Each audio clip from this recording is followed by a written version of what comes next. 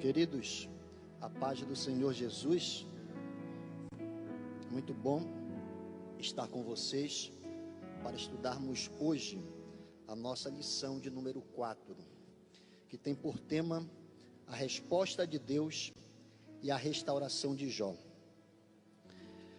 A nossa verdade prática diz que o sofrimento em si não tem nenhum valor intrínseco, mas serve para provar as convicções verdadeiras e para moldar o nosso caráter. A nossa leitura bíblica está no capítulo 42 de Jó, que vai do versículo 1 ao versículo 17.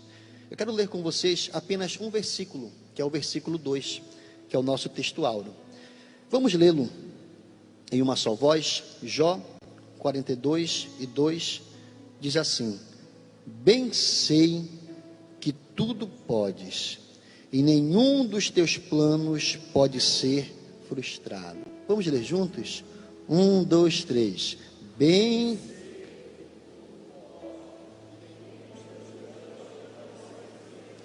Se assentem por um instante com a Bíblia, com a revista e com o coração aberto. Cheguei há pouco, eu cheguei um pouco multiplicado hoje. Cheguei no Templo Central sozinho há muitos anos atrás. Saí com a casinha, e hoje eu retornei com a casinha, com a Karina e com o Tito, que é o primeiro culto dele, vai ser apresentado hoje à noite na igreja. A gente teve o presente da nossa igreja, de podermos estudar o livro de Jó, nos 3 últimos domingos. Eu digo que é um presente, porque este é um dos livros mais mal interpretados da Bíblia, ou mais mal compreendidos. E um dos principais motivos é porque nós, leitores, não costumamos ler Jó de modo completo. A gente geralmente lê o capítulo 1, o capítulo 2, pulamos para o capítulo 40, lemos junto a ele o 41 e o 42. Por quê? Porque esses 5 capítulos que eu acabei de citar, todos eles são prosas, ou seja, são narrativas, são textos de fáceis compreensões. Os capítulos intermediários são capítulos poéticos, e a gente aprendeu na escola que a poesia não foi feita para ser plenamente compreendida, ela foi feita para ser apreciada, foi feita para ser envolvida e foi feita para gerar prazer. E como a gente não lê, muitas vezes, esses capítulos intermediários, nós acabamos não conseguindo compreender esse livro de modo pleno. Eu já li o livro de Jó algumas vezes, e eu sou um pouco apaixonado por esse livro. Se alguém me pedisse para tentar comparar o livro de Jó a qualquer outra obra, eu o compararia a uma obra do Dr. T.L. Osborne, chamada Tragédia, Trauma e Triunfo, porque foi exatamente isso que Jó viveu. A gente sabe que Jó foi um homem bem sucedido em absolutamente tudo, porém ele perdeu tudo que ele tinha vivendo essa grande tragédia. Posteriormente, ele viveu o trauma de não ser compreendido pelos seus amigos e de não ter uma explicação de Deus para o que estava acontecendo. E por último, ele viveu o triunfo, que foi quando Deus virou o seu cativeiro e lhe deu em dobro tudo quanto ele possuía antes. Nos domingos anteriores, nós estudamos sobre a tragédia e estudamos sobre o trauma de Jó. Hoje, a gente vai falar a respeito do triunfo dele. E o tópico 1, ele fala exatamente a respeito disso. Ele diz que Deus inicia a restauração de Jó. E o subtópico do tópico 1 diz que Deus continua o seu desafio. E a primeira pergunta que surge é: que desafio é esse? O desafio que Deus tem aqui é de calar Jó. E esse desafio não começou no capítulo 40. Por isso que o autor disse que Deus está continuando o seu desafio. Eu entendo que esse desafio começou no capítulo 3. Porque é exatamente no capítulo 3 que Jó começa a reclamar absolutamente de tudo. Só que a gente não é acostumado com a ideia de Jó como um homem reclamão, porque a gente já leu algumas vezes que Jó nunca murmurou contra Deus, e realmente murmurar Jó não fez, porque murmurar é terruma, e terruma significa: eu faria melhor do que você se eu estivesse no teu lugar. Jó nunca fez isso. Entretanto, Jó reclamou, e reclamou demais. E eu arrisco dizer que se Jó tinha um problema, o nome do problema de Jó era a língua. Leandro, mas eu nunca percebi Jó como um homem reclamão. Houve um dia que eu peguei uma Bíblia um pouquinho velha que eu tinha, e eu comecei a riscar e marcar as reclamações de Jó. No auge do seu trauma, houve um dia que Jó chamou Deus e disse assim: Senhor, tu destruístes toda a minha casa, tu matastes os meus 10 filhos e mandou a minha esposa embora. Em seguida Jó disse: Senhor, tu me atingistes com flechas venenosas. Posteriormente, Jó falou: tu estás insensível à minha dor, eu estou sofrendo e tu não estás nem aí para mim. Logo depois, Jó também disse: Senhor, tu não me guardaste do sofrimento. Se o Senhor quisesse me guardar, eu não teria passado por nada disso. Logo depois, Jó disse: eu estou sendo afligido sem causa, eu sou um homem justo, eu não mereço passar por nada disso. E Jó foi reclamando, reclamando e reclamando. Quando Jó não tinha mais o que falar, Jó falou: Senhor, sabe por quê? Tu não te levantas para responder às minhas queixas? É porque tu não tens respostas para elas. Parece que nesse momento Jó tremeu o trono de Deus. E quando a gente lê o capítulo 38, a gente vê que no capítulo 38 Deus se levantou. E quando Deus se levantou, Deus disse: quem é este que escurece o conselho com palavras sem conhecimento? Agora, Jó, cinge os teus lombos como homem, eu vou te fazer perguntas e tu vais me responder. Jó está pensando que sabe demais, e Deus decide agora mostrar para Jó que Jó não sabe nada, a fim de calá-lo. E quando Deus começa as suas interrogações, Deus começa pegando pesado, porque a primeira pergunta que Deus faz é esta. Deus diz: Jó, onde tu estavas quando eu lancei os fundamentos da terra? Jó não respondeu. Deus disse: eu vou aliviar um pouquinho. Então me diga, Jó, de onde vem a luz? Jó também não respondeu. Deus disse: então, Jó, de onde vem o vento? Jó também não respondeu. E Deus foi seguindo. Porventura és tu que estabelece os limites do mar, olhando para as ondas e dizendo: da praia vocês não passam? Jó não respondeu também. Deus disse: Jó, é tu que dá força ao cavalo? Jó disse: não sou eu, Senhor. Deus disse: Jó, é tu que faz os gafanhotos alçarem grandes saltos? Jó disse: não sou eu, Senhor. Deus disse: Jó, é tu que estabelece as rotas dos trovões? Jó disse também: não sou eu, Senhor. Deus disse: Jó, é tu que fazes as aves voarem em direção ao sul, sem nenhuma delas perderem a sua rota? Jó disse: também não sou eu, Senhor. Deus disse: Jó, a chuva porventura tem pai? Jó disse: eu não sei. Deus disse: Jó, quem foi que gerou as gotas do orvalho da noite? Jó disse: eu não sei, Senhor. Deus disse: Jó, de onde procede o gelo? Jó disse: eu não sei, Senhor. Deus disse: Jó, quem gerou a geada do céu? Jó disse: eu não sei, Senhor. Deus disse: Jó, tu não sabe de nada. E a gente chega ao subtópico 2. E neste Jó decide responder. E Jó responde no versículo 4 do capítulo 40, dizendo assim: como eu responderei, sendo eu um homem vil e pecador? Ponho eu a minha mão na boca e me calo.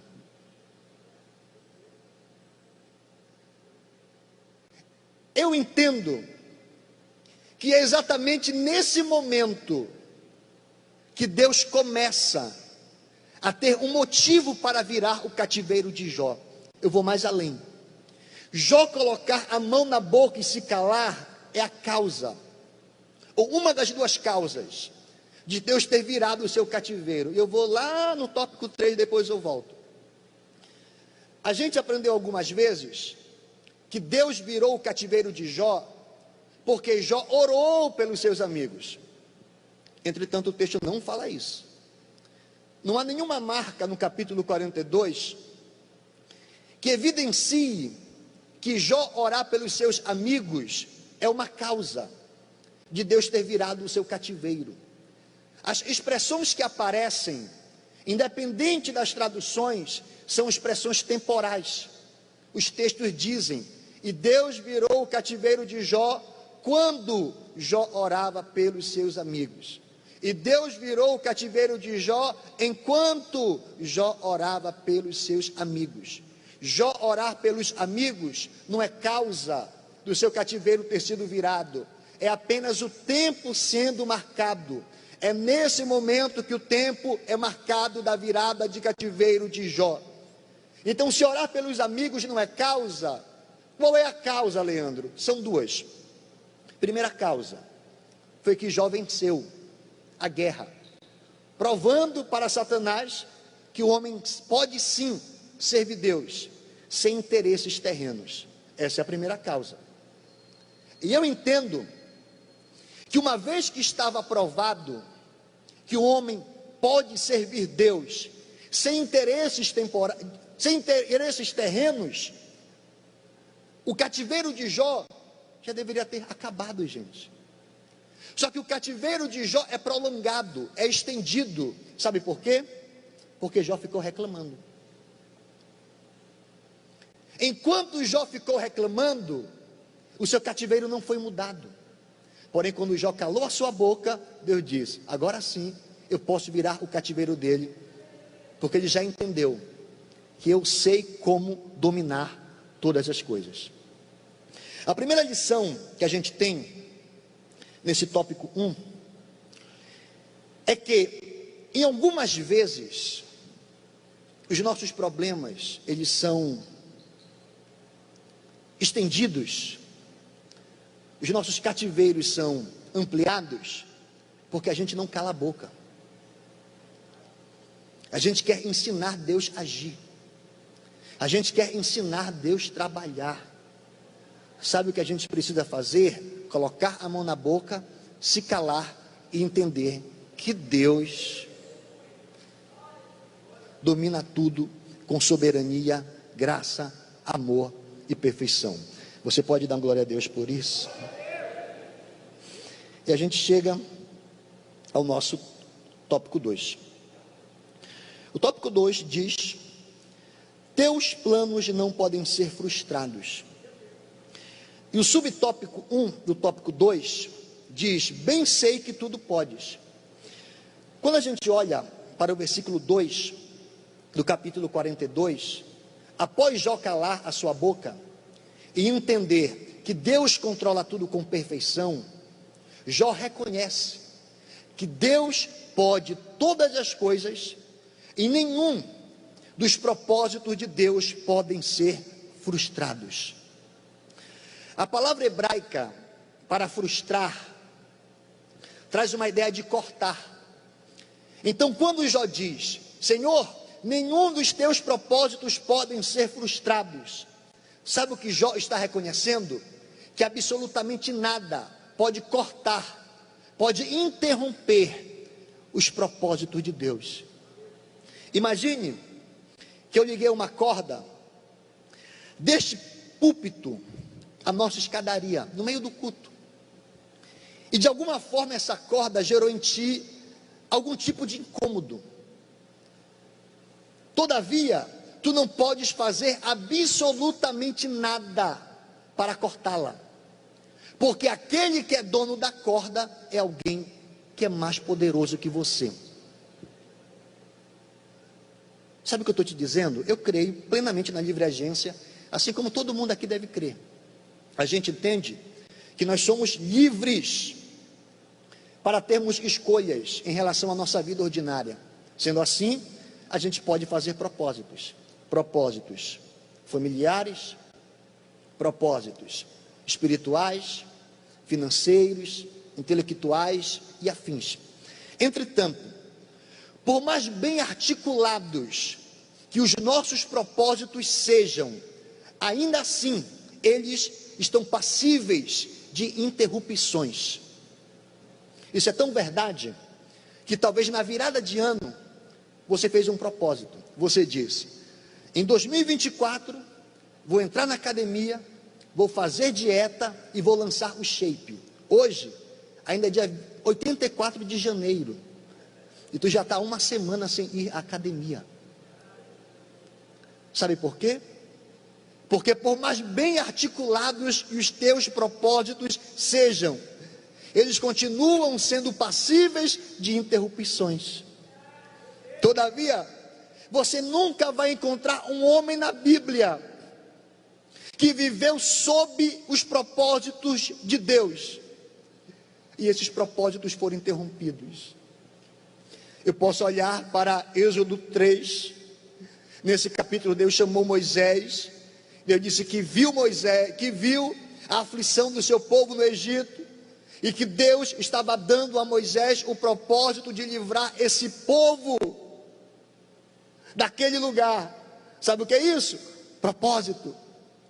Uma vez que Moisés estava sob esse propósito, não houve Faraó que pôde interromper o propósito de Deus. Eu posso olhar para Juízes 13.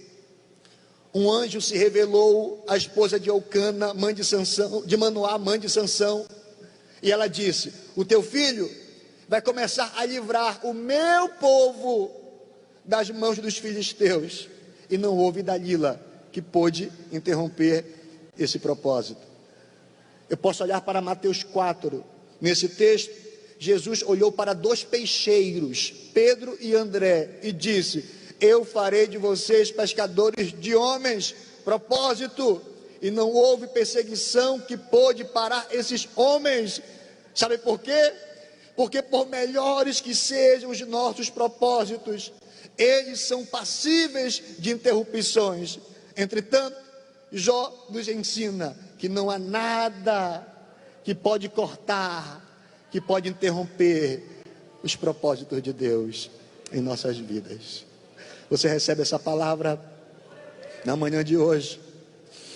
Após Jó reconhecer que os propósitos de Deus não podem ser cortados, subtópico 2 do tópico 2, Jó reconhece uma segunda coisa. Jó reconhece que ele falou daquilo que ele não conhecia. E quando Jó diz que ele falou daquilo que ele não conhecia, o que Jó estava dizendo era que ele não conhecia, ele não compreendia a forma de Deus trabalhar.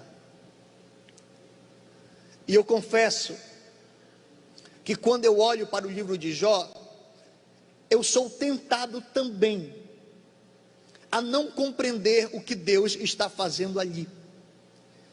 Porque o que me parece é que o Deus do livro de Jó é um Deus um pouquinho diferente do Deus que me foi apresentado a princípio, quando eu comecei a entender a vida cristã, que é um Deus que me farta de bens, que é um Deus que se compadece das minhas fraquezas, que é um Deus que sabe das minhas necessidades antes mesmo que eu fale.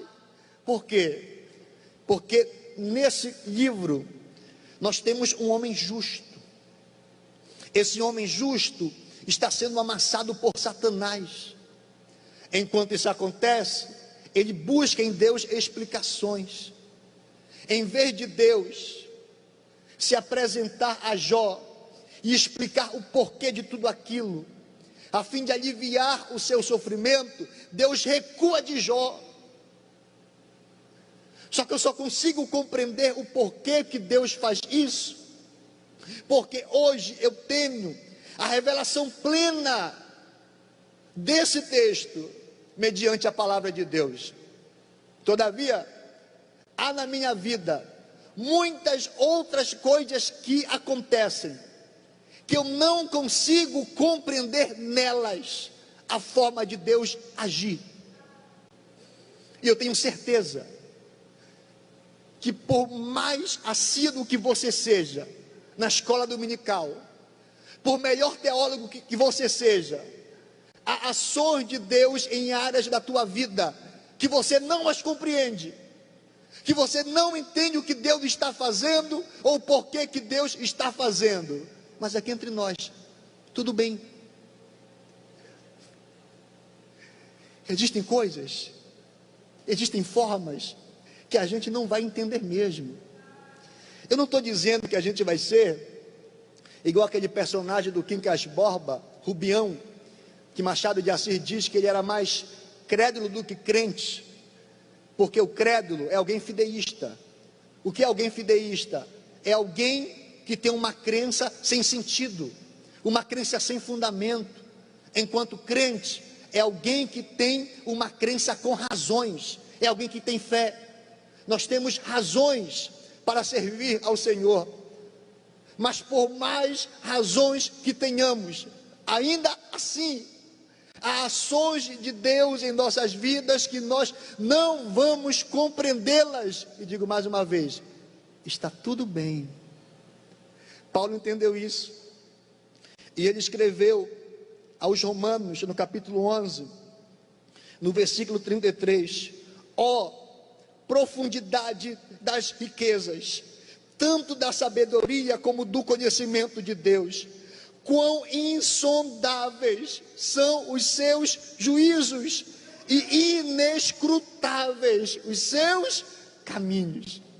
Há duas expressões aqui que elas chamam a minha atenção a respeito da temática. A primeira, inescrutável.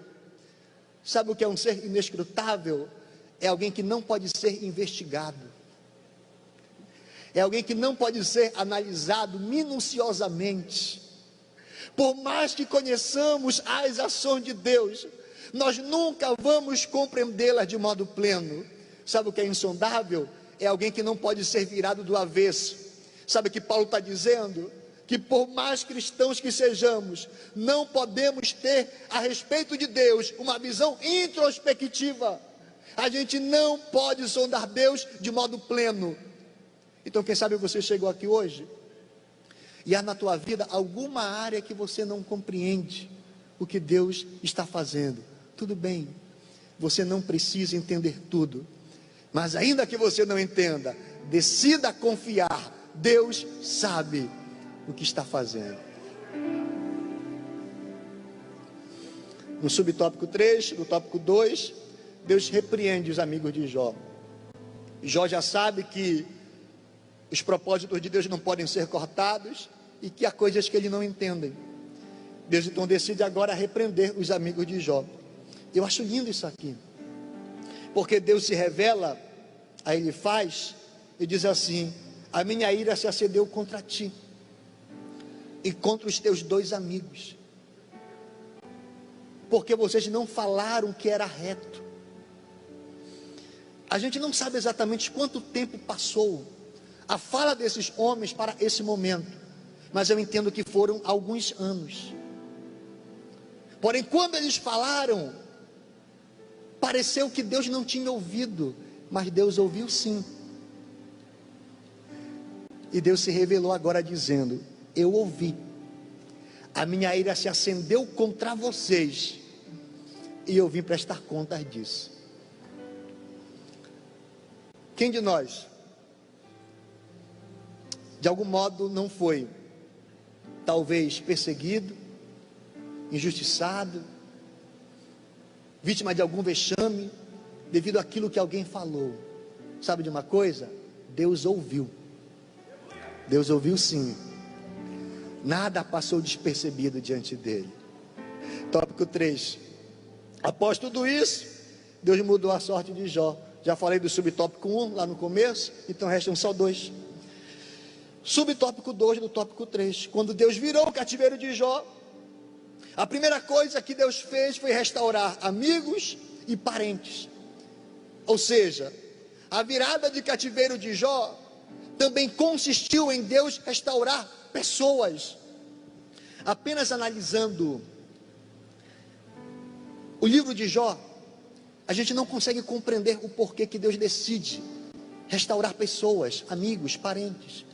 Porém, quando a gente olha para outros textos bíblicos, a gente entende que Deus restaura pessoas, porque o propósito de Deus para nós, ele é um propósito que tem interdependência de pessoas. Ou seja, a minha vida pode fazer parte do cumprimento do propósito de Deus para a vida de alguém, e a vida de alguém pode fazer parte do cumprimento do propósito de Deus para a minha vida. Então, se preciso for, Deus tira. Se preciso for, Deus coloca. Se preciso for, Deus restaura.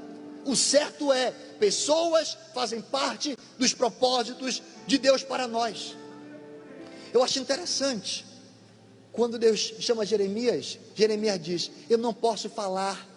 Deus responde: eu vou te dar a mensagem.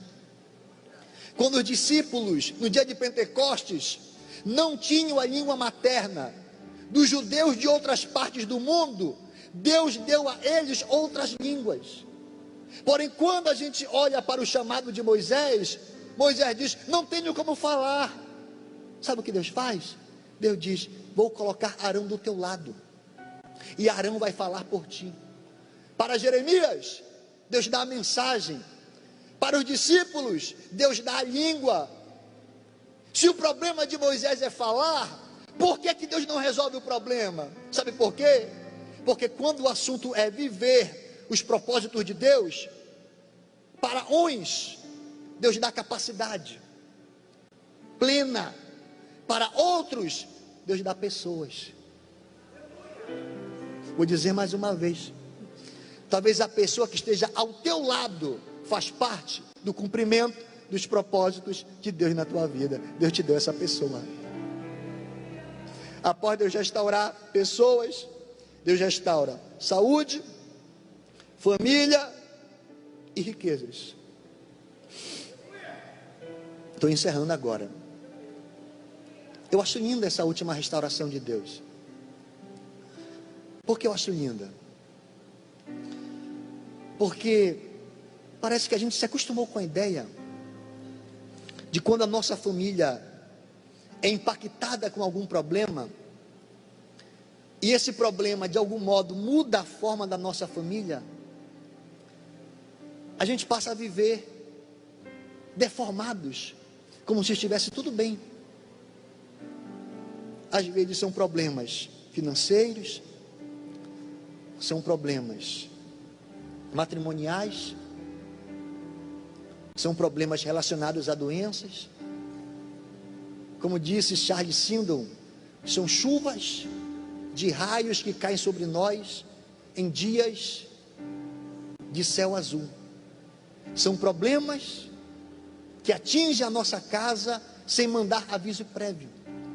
E quando eles a atingem, eles deformam a nossa casa, a gente fala: não, eu posso continuar vivendo assim.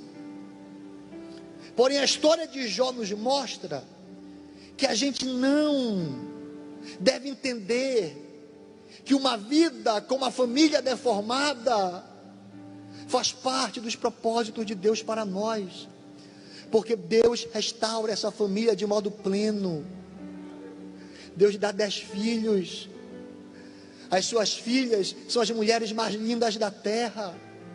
E aquela mulher que outrora não entendeu o sofrimento de Jó e foi embora, ela volta com o coração renovado por Deus. O que Deus está nos dizendo? A gente não pode entender e acreditar que esse modelo deformado é o normal. Deus pode restaurar a nossa casa de modo pleno. A última coisa que eu entendo aqui é que essa restauração, ela culminou no maior dilema de Jó. Porque o versículo 10 diz que Deus decide dar tudo em dobro quanto Jó possuía antes. E Deus dá camelos em dobro, ovelhas em dobro, bois em dobro, jumentos em dobro, servos em dobro, até que chega a hora de Deus restituir os filhos. Você já viu que curioso é isso aqui? Porque o que Jó mais amava não eram bois, camelos, jumentas. Jó não sacrificava por eles, Jó sacrificava por filhos. Então, se Deus está dando tudo em dobro, eu entendo que a expectativa de Jó cresce quando chega a hora de Deus restituir os filhos, porque era o que Jó mais amava. E parece que eu imagino a cena no céu, Gabriel dizendo: Senhor, chegou a hora dos filhos, digo para o Miguel mandar 20, Deus diz: não, manda 10. Gabriel diz: mas tudo foi em dobro, e o dobro de 10 é 20. Deus disse: eu sei, mas manda 10. Mas se o Senhor mandar 10, o Senhor vai errar. Deus disse: eu não vou errar. Mas Jó teve 10 filhos que morreram, e Deus deve ter respondido: só que crente, quando morre, não se perde. Crente, quando morre, fica guardado em mim na eternidade. Se eu mandar 20, Jó vai ter 20 filhos na terra e 10 filhos no céu. Isso não é dobro, isso é triplo, e eu vou errar. Jó não vai entender nada, ele não vai compreender nada. Mas até os filhos eu vou dar em dobro. Ele vai ter 10 na terra e 10 no céu. Sabe o que eu estou te dizendo? Parece que Deus errou, mas Deus acertou. Deus te abençoe em nome de Jesus.